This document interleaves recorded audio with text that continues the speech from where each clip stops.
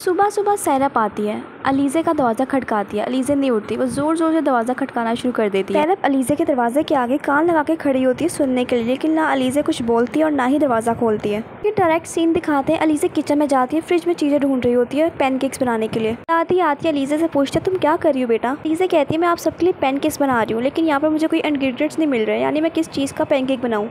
दादी कहती है पैनकेक्स, आखिर ये क्या चीज़ है। दादा और दादी दोनों अलीज़े से बड़े प्यार से बात कर रहे होते हैं, जैसे वो उनकी अपनी बेटी हो। अलीज़े भी उनके साथ बहुत कंफर्टेबल होती है, बहुत अच्छे से बात कर रही होती है। इतने में सैरप साहिबा आ जाती हैं। सैरप कहती है आखिर हमें आज खाना मिलेगा कि नहीं मिलेगा, तुम आखिर करना क्या चाह रही हो लड़की। दादी कहती है अलीज़े हम सबके लिए पैनकेक्स बनाने वाली है, और वो कह रही है मैं बहुत मज़ेदार बनाऊंगी। अलीज़े कहती है हाँ फिक्र मत करें, मैं बस अभी बनाने ही वाली हूँ। सैरप कहती है नहीं तुम कोई नाश्ता नहीं बनाओगी, मेरा मूड बदल गया है, अब तुम जाओ जाके बाथरूम की सफाई करो। अलीज़े कहती है लेकिन आपने तो मुझे नाश्ते का कहा था, अब ये सफाई कहाँ से आ गई। मेरा जो दिल करेगा मैं वो कहूँगी, जाओ जाके बाथरूम की सफाई करो। या फिर तुम्हें वहाँ की सफाई करने नहीं आती, हाँ कभी काम जो नहीं किया तुमने। अभी से ही हार मान लो लड़की, तुम्हारे बस की बात नहीं है यहाँ पर है ना। मैं उसको ये करके दिखाऊंगी और उसको बताऊंगी कि हर कोई ये काम कर सकता है, मैं कोई अनोखी नहीं हूँ। ये सफाई करती जाती है और टिश्यू सिंक के अंदर फेंकती जाती है, जिसकी वजह से पानी इतना ज़्यादा इकट्ठा हो जाता है कि उसको पता ही नहीं होता कि आखिर हो क्या रहा है उसके पीछे। सफाई में इतनी मगन होती है कि उसको पता ही नहीं होता कि पानी गिरना शुरू हो जाता है। वो जब देखती है कि पानी गिर रहा है तो वो सिंक को खोलने की कोशिश करती है। वो पानी को निकालने की कोशिश में सिंक का पाइप ही निकाल देती है और बाद में उसे पाइप लगता ही नहीं है। एवरेज का सारा गंदा पानी अलीज़े के ऊपर गिर जाता है। वो बाहर आती है सांस लेने के लिए, उसको अंदर जाते हुए वॉमिट आ रही होती है कि आखिर वो आके सफाई कैसे करेगी।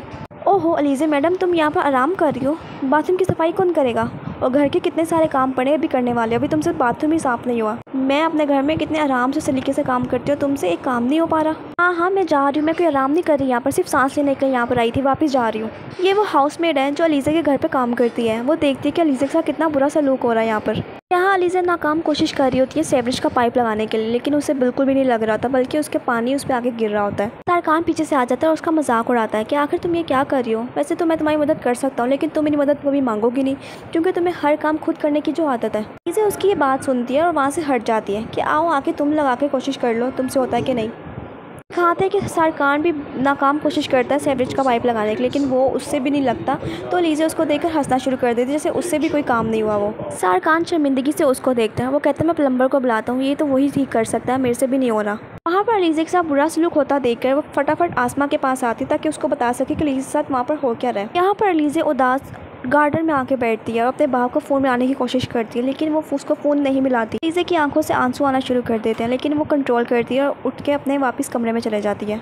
उसी तरफ दिखाते हैं कि नूरतन भी अलीज़े को बहुत मिस कर रहा होता है। वो उसको फ़ोन मिलाने की कोशिश करता है, लेकिन वो भी अपने हाथ रोक लेता है और उसे कॉल नहीं मिलाता। यहाँ पर अस्मा आती है सैनम के ऊपर अपना गुस्सा उतारने। वो कहती है तुम्हारी वजह से हुआ है, अलीज़े तुम्हारी वजह से उस घर में रह रही है, तुम्हारी वजह से उसके साथ ये हो रहा है, वो लोग उसके साथ इतना बुरा सलूक कर रहे हैं और वो अपने बाप का घर छोड़ के उन दूसरे लोगों के घर में रह रही है, उसको वो कभी जानती भी नहीं थी। सिर्फ और सिर्फ तुम्हारी वजह, तुम्हारी खुद गर्जी की वजह से ये सब कुछ हो रहा है, तुम यही सब चाहती थी ना। माँ सैनम पे अपना सारा गुस्सा उतार के वहाँ से चले जाती है। सैनम को इतना हर्ट होता है, वो इतनी उदास हो जाती है कि वो नूरतन को मैसेज करती है कि हमारे बीच अब सब कुछ खत्म हो गया है, मुझे दोबारा मैसेज मत करना और ना ही मुझसे मिलने की कोशिश करना। तो उसी तरफ अलीज़े अपने रूम में आती है और वो देखती है अपने हाथ, उसको अपने हाथों से घिन आ रही होती है। वो कहती है मेरे हाथों की क्या हशर नशर हो गया, और अपना हुलिया देखती है कि आखिर मैं क्या बनी हुई हूँ, आखिर कितने बुरे हालात आ गए मेरे। दूसरी तरफ बेड पर एक ड्रेस पड़ा होता है। अलीज़े कहती है ये मैं पहनूंगी, आखिर उसने सोचा भी कैसे कि ये मैं पहनूंगी, ये तो मेरा बिल्कुल भी स्टाइल का नहीं है। इतने में ही सैरप दरवाज़ा खोलने की कोशिश करती है, लेकिन दरवाज़ा नहीं खुलता क्योंकि अलीज़े ने दरवाजे के आगे कुर्सी रखी होती है। अलीज़े चेयर थोड़ी सी पीछे करके दरवाज़ा खोलती है।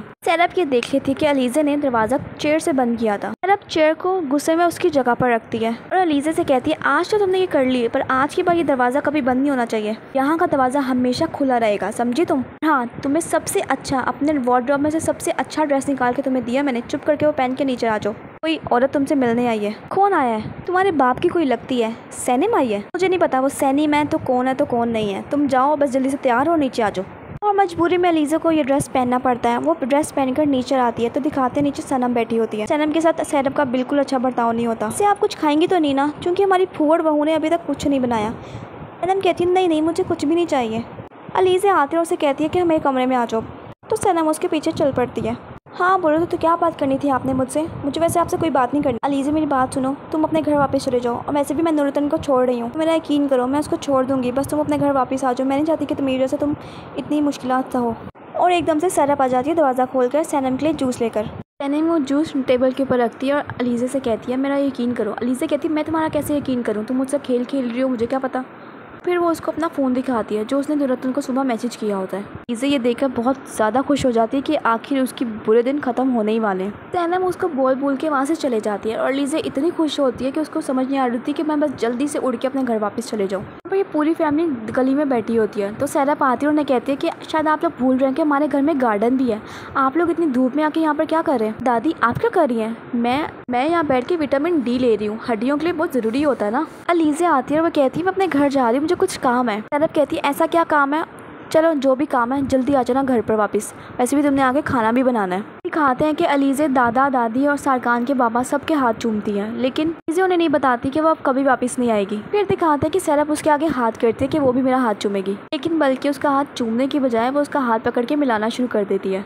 अलीज़ा निकलती तो इस इरादे से है कि वो कभी वापस नहीं आएगी यहाँ से, लेकिन आगे उसके साथ क्या होने वाला है ये तो किसी को भी नहीं पता। उसी तरफ सारकान अलीज़ा और अपने लिए वेडिंग रिंग ले रहा होता है। अलीज़ा उसके पास से होकर वहाँ से गुजर जाती है लेकिन उसको पता ही नहीं लगता। यहाँ अलीज़ा ज़िंदगी में पहली दफ़ा बस में जा रही होती है लेकिन उसको समझ नहीं आ रही थी कि वो बस में चढ़े कैसे। लोगों का इतना रश होता है, हर कोई धक्कम धुक्की कर रहा होता है। उसी तरफ सारकान को उसका बाप फ़ोन करता है, ये नहीं दिखाते कि उनके बीच में बात क्या होती है। यहाँ पर नुरतन सनम को बताने की कोशिश कर रहा होता है, उसको समझा रहा होता है कि वो ऐसा ना करे। अगर वो अलीज़ा के साथ ऐसा सब कुछ कर रहा है तो उसकी कोई ना कोई वजह है, तुम इस मामले में मत पड़ो सनम, और ना ही अलीज़ा की वजह से मुझे छोड़ो। यहाँ बस में होने के बावजूद अलीज़ा खुश है कि वो अपने घर जाएगी। नुरतन सनम से कहता है मेरी बात सुनो, मैं तुम्हें कुछ बताना चाहता हूँ। सनम कहती हूँ अपनी बेटी के साथ ऐसा कैसे कर सकते हो, तुम उन लोगों को जानते भी नहीं और तुमने अपनी बेटी उन लोगों को थमा दी है। पता नहीं उसके साथ वहाँ पर क्या हो रहा होगा क्या नहीं हो रहा होगा, तुम आखिर ऐसे कैसे कर सकते हो नुरतन। ऐसी बात नहीं है, मैं उन लोगों को बहुत सालों से जानता हूँ। सनम कहती क्या? हाँ, कुछ सालों पहले मैं भी उसी मोहल्ले में रहता था और तब अस्मा बहुत छोटी थी। हमारे घर में आग लगी थी, उस आग में हम सब तो निकल गए थे लेकिन अस्मा उसी घर में रह गई थी। और एक जांबाज, एक बहादुर फायर फाइटर था उस टाइम पर जिसने अस्मा की जान बचाई थी। तुम्हें पता है वो फायर फाइटर कौन था? सारकान का बाप। उस आग में उसने अस्मा को तो बचा लिया लेकिन उसकी टांग बहुत बुरी तरह जख्मी हो गई थी। और उस हादसे के बाद हम बहुत अरसे तक कांटेक्ट में रहे हैं। इस एहसान के बदले मैं उनकी मदद करना चाहता था लेकिन कभी भी उन लोगों ने मेरा एहसान नहीं लिया, हमेशा मुझे मना ही किया। बहुत अरसे तक हम लोग मिलते रहे हैं, आपस में बातचीत करते रहे हैं। और उस दिन भी जब मुझे पता लगा कि सारकान, मैंने जब उस लड़के को देखा अपने घर पर तो मैं हैरान हो गया था। यहाँ अलीज़ा अपने घर पहुँच चुकी है, वो बस जा ही रही होती है अपने घर के अंदर कि इतने में पीछे से सारकान आ जाता है और उसके पास आकर गाड़ी रोक देता है। वो उसे कहता है कहाँ जा रही हो, चुप करके गाड़ी में बैठो। तो क्या मतलब, इस एहसान का मतलब ये तो नहीं कि तुम अपनी बेटी उन लोगों को थमा दो। मैं नहीं चाहती कि अलीज़ा मेरी वजह से सफ़र करे या उसको हर्ट हो। ऐसा मत करो सनम, मैं चाहता हूँ कि अलीज़ा सुधर जाए। मैं ये सब जो भी कर रहा हूँ अलीज़ा के भलाई के लिए ही कर रहा हूँ। तुम्हें नहीं पता सनम, तुम समझने की कोशिश करो। सिर्फ सारकान ही है जो अलीज़ा को ठीक कर सकता है। अलीज़ा कहती है अब मैं अपने घर जा रही हूँ, अब मुझे तुम्हारे घर वापस जाने की कोई ज़रूरत नहीं है। सारकान कहता है कि हमारे बीच कॉन्ट्रैक्ट हुआ था, तुम्हें समझ नहीं आ रही, तुम किस वजह से अपने घर वापस जा रही हो, तुम्हारे पास तो कोई वजह थी मेरे घर रहने की। सनम मेरे बाप को छोड़ रही है और उसने मुझे कहा है कि तुम अपने घर वापस आ जाओ, मैं अपनी तुम्हारे बाप की ज़िंदगी में अब कभी भी नहीं आऊँगी। सारकान कहता है ऐसा कभी हो ही नहीं सकता, वो तुम्हारे बाप को कभी छोड़ ही नहीं सकती, वो तुम्हारे साथ झूठ बोल रही है। तो कहती है नहीं, वो ऐसे झूठ नहीं बोल सकती मेरे से, मुझे पता है। सारकान कहता है होश के नाखून लो और अपने आप को समझाओ कि तुम ये सब गलत कर रही हो, तुमने मेरे साथ कॉन्ट्रैक्ट किया, तुम्हें मेरे साथ रहना ही पड़ेगा। अलीज़ा उसकी कोई नहीं सुनती बात, तो सारकान कहता है ठीक है जाओ और देखते कि तुम वापस आती कहाँ पर हो। अलीज़ा बड़ी खुश अपने घर की तरफ मुड़ती है। सनम कहती है बस कर दो, मुझे तुमसे कोई बात नहीं करनी और ना ही मैं कुछ सुनूंगी तुम्हारी बात, मुझे जो करना था मैंने कर लिया है। रुको, बात तो सुनो मेरी बात समझने की कोशिश करो सनम, अलीज़ा को फेवर मत दो, अलीज़ा के लिए ऐसा मत करो। अलीज़ा की ज़िंदगी सिर्फ अपने इर्द गिर्द घूमती है। सारकान है जो उसको ऐसे बचपने से निकाल सकता है, मेरी बात समझने की कोशिश करो। अलीज़ा की वजह से वो जेल तक जा चुका है, के बावजूद भी वो तैयार हो गया अलीज़ा को ठीक करने के लिए, यानी मेरी मदद करने के लिए। दिखाते हैं स्टोरी कि आखिर ये सब होता कैसे है। सारकान अलीज़ा के बाप से मिलता है, वो उससे कहता है कि अलीज़ा ने मुझे प्रपोज़ किया और इतना सब कुछ होने के बावजूद भी देखो ज़रा उसकी ढटाई मुझे प्रपोज़ कर रही है। नुरतन कहता है उस हादसे के बाद मैंने बहुत कोशिश की तुम लोगों की मदद करने के लिए। सारकान तुम्हारी यूनिवर्सिटी का खर्चा उठाने की भी मैंने कोशिश की थी लेकिन तुमने कभी मेरी मदद नहीं ली, लेकिन आज पहली दफ़ा मैं चाहता हूँ कि तुम लोग मेरी मदद करो।